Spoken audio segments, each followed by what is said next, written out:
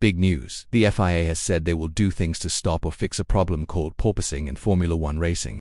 This happened because many drivers said their backs hurt badly both during and after the Azerbaijan Grand Prix race. After the race in Baku, Lewis Hamilton was one of the drivers who asked the FIA to help fix this problem. And Esteban Ocon said more and more drivers wanted help too. The FIA said on Thursday afternoon that they decided to step in to keep everyone safe. They said they would make changes that would make the bouncing problem less bad or make it go away completely. After talking to doctors and hearing from drivers all weekend during the Azerbaijan Grand Prix, they made this decision. So what is the FIA's plan to stop or fix the bouncing problem? The FIA put out this statement before the Canadian Grand Prix weekend started. The FIA has written special rules to tell the teams what steps they plan to take to fix this problem. Here are some of the things they will do. First, they will look much more closely at the bottom parts of the cars called planks and skids, both how they're made and how worn down they get. Second, they will create a way to measure how much the car bounces up and down that will set a limit for how much bouncing is okay. The exact math formula for this measurement is still being figured out by the FIA, and the Formula One teams have been asked to help with this process. Before any racing happens in Montreal, the FIA will have a meeting with teams to figure out steps that will make cars less likely to bounce like this in the future. The FIA wants to create a measurement based on how much the car moves up and down that will set a limit for how much bouncing is allowed. The bottom parts of the cars, called planks and skids, will be checked much more carefully, both for how they're designed and how worn out they get. The teams that bounce the most, like Mercedes and Ferrari, might have a harder time because of this. They won't be able to drive their cars in a way that makes them bounce a lot anymore, even though their bouncy setups usually make them go faster. Meanwhile, teams like Red Bull, which haven't been hurt much by the bouncing problem, can keep running their cars without making big changes. So what can the teams do to make the bouncing less bad and follow the new rules? The easiest way to make the bouncing less bad is to make the car sit higher off the ground. This way, the car is lifted up and can't get pulled so close to the ground by downforce that it hits the bottom. The FIA has already said they plan to check the bottom parts of cars for damage caused by high-speed bouncing on the road. Making the car sit higher has a direct effect on how the F1 car's ground effect works, which means less downforce, less grip, and slower lap times. Because of this, teams have been trying to drive their cars as low to the ground as possible. However, nobody knows exactly what methods the FIA will use to fight the bouncing problem. So Ferrari and Mercedes and other teams dealing with really bad bouncing might be able to get away with it. They will show their new rules before the race in Montreal and will start using them right away. The FIA will bring in immediate anti-bouncing measures which will be used for the Canadian Grand Prix weekend, and anyone who doesn't follow them, we could risk getting kicked out of the race. What do you think about the rules that are about to be put in place? Did the FIA do the right thing by making new rules even though it might hurt some teams more than others? Let us know in the comments down below. But what will the FIA do to watch the bouncing in the coming races? The FIA will use something called an aerodynamic oscillation metric to measure car bouncing, which will be calculated using accelerometers already put in F1 cars. These accelerometers can detect pattern movements among other things. The FIA will then look at the data to figure out whether a car is bouncing too much or too often, and therefore whether racing is safe. The FIA will create an AOM matrix based on the data collected by the accelerometers to calculate a specific number without using DRS. Teams must figure out the AOM for their car based on 3 laps in FP3. Setup decisions like ride height, vertical stiffness, and aerodynamic configurations will be locked in place for the rest of the weekend after the car's AOM has been decided.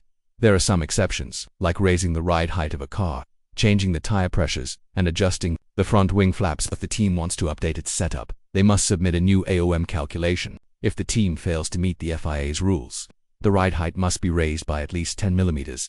These new rules are bad news for teams like Mercedes and Ferrari who are still dealing with a lot of bouncing. It could mean that they have to fix their bouncing by making their cars sit higher, which means losing speed. This will mean that Red Bull, who doesn't have much bouncing, will become even stronger at the front of the grid.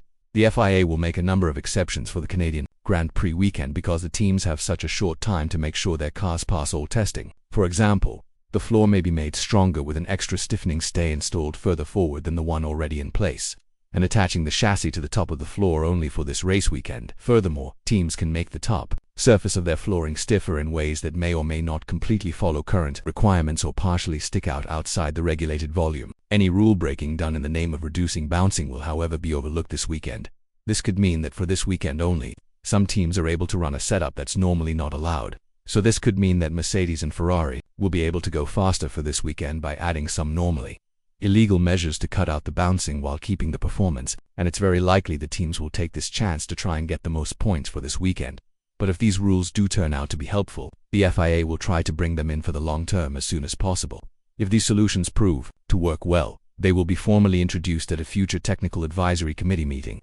The International Automobile Federation will therefore seek approval from the World Motorsport Council as soon as possible. A WMSC meeting is scheduled for the end of June, so what will this mean for the teams in the long run?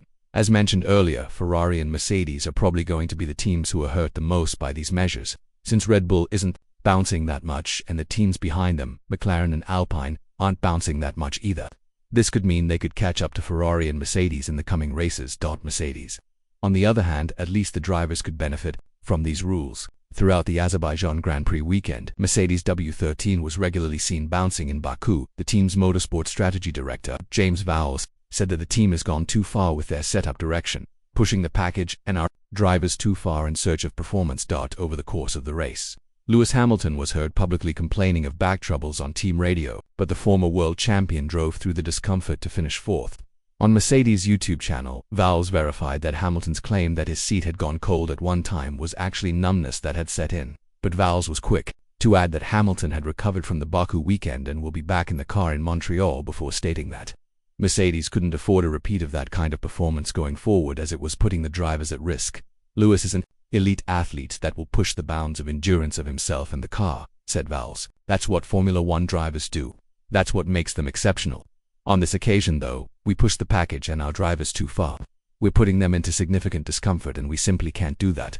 Again, our drivers are not the only ones suffering. You'll see in the media a number of comments from a number of drivers who are equally in discomfort and pain, and we have a responsibility now to make sure that this doesn't carry on. In the meantime, Vowles predicts that the Mercedes duo of Hamilton and George Russell, who finished third in Azerbaijan, would be closer to the leading Red Bull and Ferrari cars in Montreal than they were in Baku, where Russell was the team's top qualifier but finished P5 over 1.3 seconds off the pace. We didn't expect perhaps the drop back as much as we did in Baku, but that provided a platform to learn from, said Vowles. Montreal isn't going to be substantially different to the last two races.